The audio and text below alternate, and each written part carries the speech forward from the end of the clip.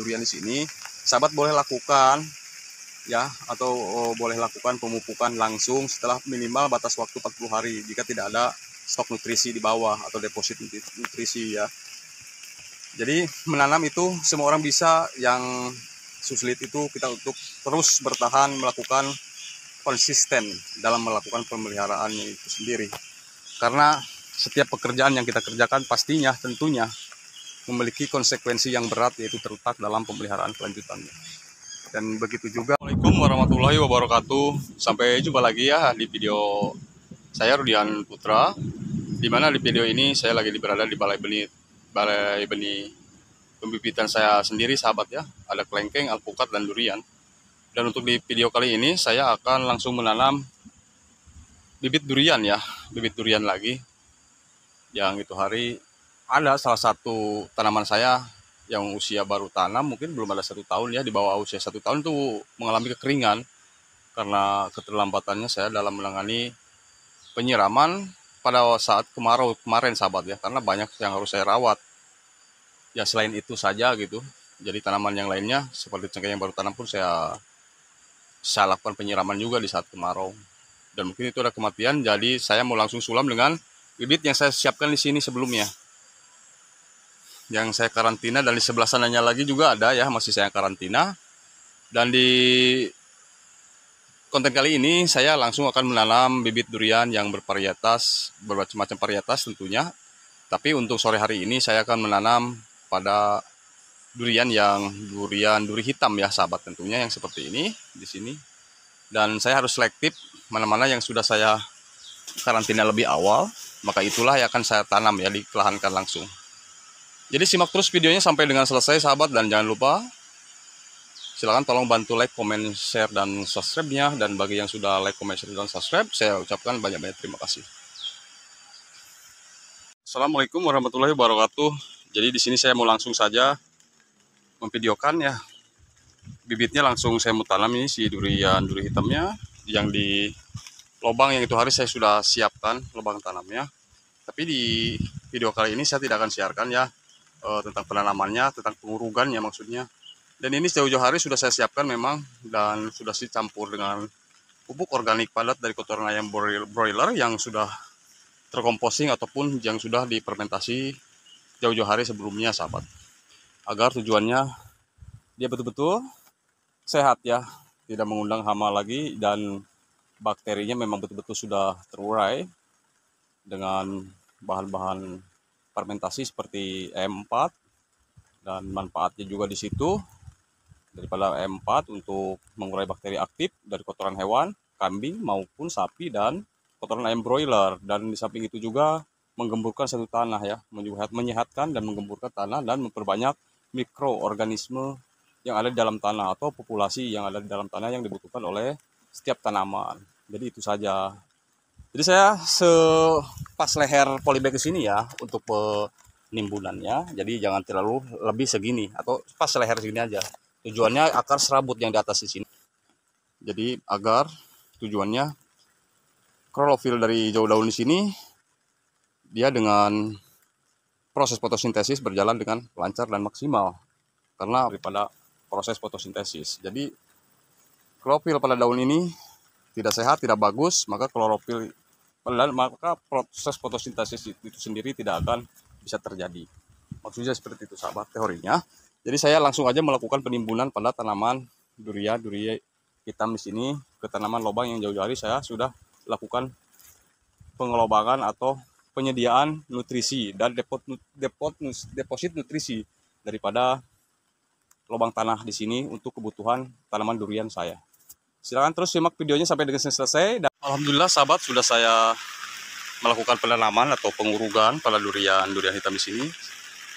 Dan di video ini saya tidak dihadapkan ke bawah karena ini nunduknya ke depan ya.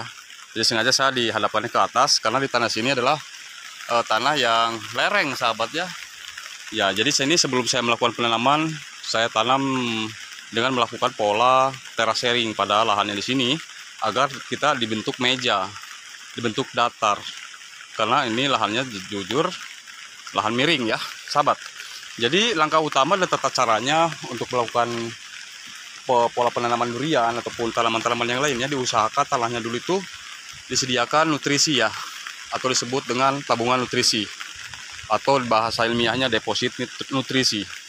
Jadi supaya ada bekal makanan untuk tanaman durian di kehidupan kelanjutannya, sahabat. Dan itu kita juga tidak terlalu lama untuk bosan menunggu dan kapan ini besar. Ternyata bukan yang salah, bukan tanaman kita sendiri, malah kita yang sendiri yang salah. Berarti human error ya sahabat ya. Dan itu langkah-langkah utama yang harus kita pelajari dengan pola penanaman durian ataupun cengkeh dan tanaman alpukat yang lainnya. Diusahakan tanah itu pertama harus disehatkan. Kalau menanam itu setiap orang pasti bisa untuk menanam, bahkan anak kecil pun bisa sahabat ya. Tapi apalah guna kalau tanahnya itu tidak sehat, maka tanamannya juga tidak akan subur. Itu sangat pengaruh sekali ya, dan tanah ini memiliki peran yang sangat vital bagi tanaman ya. Itu jadi sama dengan halnya manusia. Ketika manusia itu sendiri kekurangan nutrisi, maka daya tahan tubuh manusia itu sendiri tidak akan mampu untuk menolak datangnya virus ataupun penyakit yang ada dari tubuh kita itu sendiri. Dan tanaman pun itu seperti itu. Kenapa tanaman rentan sekali kena hama ataupun pertumbuhannya selalu stagnan, tidak pernah signifikan, dikarenakan kebutuhan yang dia inginkan tidak kita perhatikan sama sekali ya sahabat. Sekalipun tidak dia bisa bicara, yang penting kita harus pandai-pandai membawa atau belajar komunikasi tentang tanaman itu sendiri terhadap tanaman kita yang kita tanam sahabat ya. Apa yang diinginkan, kalau seandainya dia bisa bicara, berarti atau mungkin dia akan meminta sesuatu yang sesuai dengan apa yang dia butuhkan. Makanya itu penting-pentingnya kita sahabat sama pemula, khususnya para petani pemula, kita belajar dan sharing, sama-sama sharing. Saya juga di sini sama masih belajar dan pemula tentunya, tapi saya tidak pernah mengalah ataupun tidak pernah putus asa dari kekurangan saya itu sendiri, dan saya terus belajar demi untuk meraih prestasi saya itu sendiri. Dan mudah-mudahan ya, karena ini harapannya sebagai petani, tentunya ingin tanamannya itu sehat, subur, dan secepatnya berbuah, dan pertumbuhannya tidak stagnan, selalu signifikan, dan selalu tidak pernah bosan untuk terubus, dan secepatnya berbuah. Itu salah satu harapan, salah satu ekspektasi, dan mudah-mudahan realita ini bisa mengalahkan ekspektasi. Jangan sampai ekspektasi tidak sesuai dengan realita. Amin ya Allah ya Rabbal Alamin ya. Yang penting sekalipun kita ada tulisan garis takdir itu bisa kita rubah selagi kita masih mau berusaha. Karena Allah menciptakan manusia sesuai dengan fitrahnya, tidak boleh untuk bermalas-malasan dan harus tetap berjuang, bergerak, bermanuver, action ya kan sahabat, untuk meraih cita-cita yang selama ini kita inginkan, dan cita-cita yang diinginkan tentunya bagi anak istri tercinta kita yang di rumah. Jadi tidak ada alasan kita untuk harus bermalas-malasan. Jika kita ingin bermalas-malasan, kita mesti ingat ke anak istri kita yang menunggu di rumah ya sahabat. Dan mudah-mudahan di video konten kali ini saya tidak ada maksud ceramah apa-apa sahabat. Ini hanya sharing saja. Saya berlindung jujur aja di bawah daun pisang ini karena hujan sahabat. Dari pertama saya meluncur dari rumah, take off dari rumah itu hujan udah turun, tapi saya alhamdulillah ini merupakan suatu keberkahan bagi saya atas anugerah yang Allah berikan di sore hari ini. Dan kebetulan untuk pola penanamannya juga sahabat ya, diusahakan sekali lagi saya lumpang bicara ini, kalau tidak pagi diusahakan sore setelah pukul 3. Kalau pagi diusahakan di bawah pukul 9. Kenapa?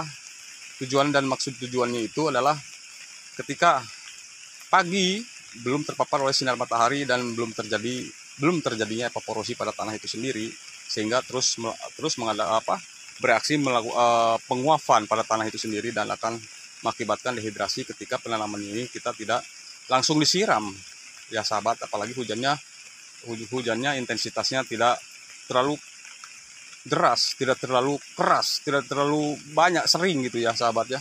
Otomatis tanah itu sendiri, apalagi tanahnya keras, tidak gembur, tidak langsung meresap ke dalam tanah.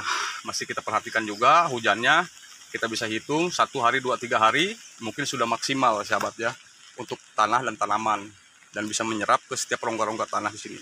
Dan diusahakan setelah pasca tanam di sini, kalau seandainya sahabat mau memupuk ya, ini tips 1 kali lagi mungkin, setelah pasca tanam durian ini dihitung boleh sahabat lakukan pemupukan, batas minimalnya yaitu sekitar 40 hari, atau mau batas maksimalnya 30 hari atau 3 bulan ataupun 4 bulan selambat-lambatnya boleh sahabat melakukan pemupukan susulan jika di bawahnya tidak ada deposit nutrisinya di lubang tanamannya ya sahabat ya.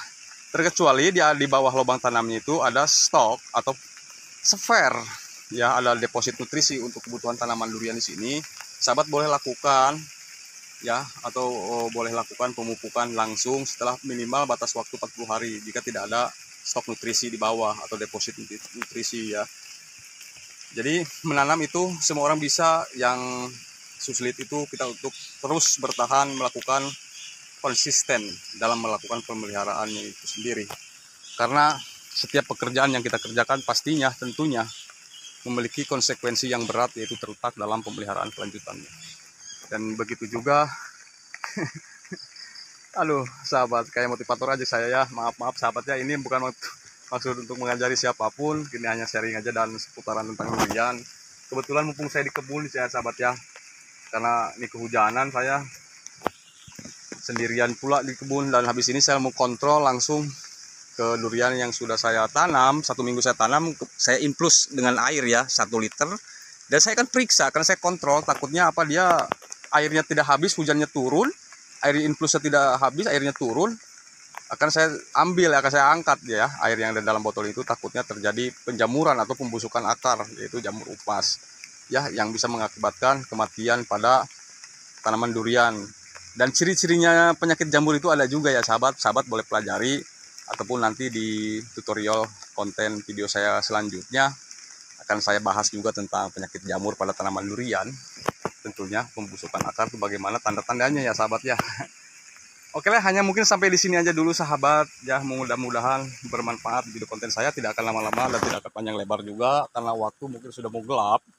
Kebetulan saya masih belum melakukan ibadah sholat asar, jadi saya harus bertolak dari kebun menuju rumah untuk melakukan ibadah sholat asar.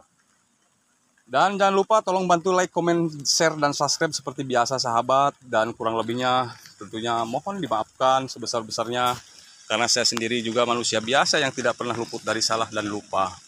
Dan mudah-mudahan bisa menginspirasi bagi sahabat dan tanaman para sahabat juga yang udah suhu-suhu di sana, yang biasa sering melakukan pertanian. Mudah-mudahan tanamannya juga berjalan dengan mulus, subur, dan cepat mengabdi kepada tuannya. Dan akhir kata, assalamualaikum warahmatullahi wabarakatuh. Terima kasih.